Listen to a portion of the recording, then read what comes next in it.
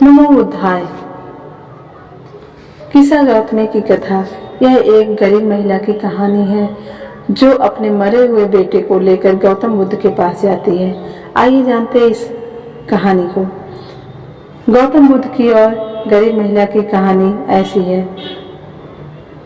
इस कहानी को अग्निमाल की कथा या कभी कभी किसा गौतमी की कथा के रूप में भी जाना जाता है।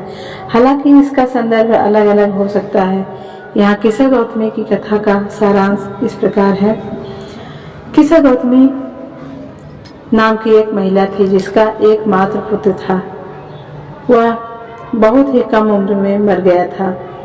वह अपने बेटे की मौत से अधिक दुखी हो गई और उसके शव को लेकर इधर उधर घूमने लगी।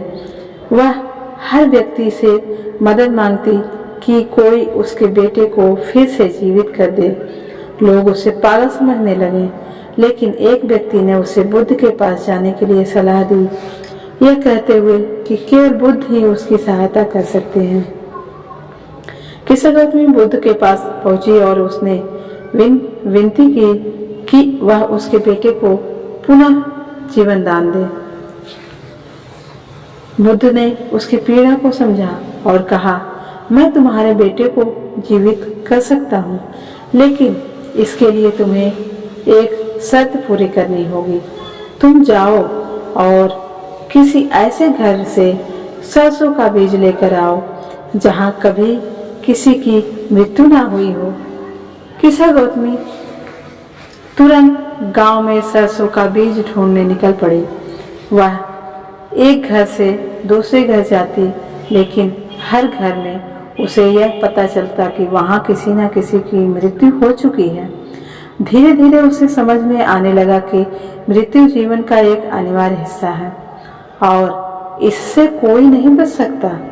अंततः किसा गौतमी को यह एहसास हुआ कि केवल उसका ही दुख नहीं है, केवल उसका ही संतान नहीं या उसके घर वाले ही नहीं मरे या मृत्यु हुई, बल्कि मृत्यु और दुख सभी के जीवन का हिस्सा है।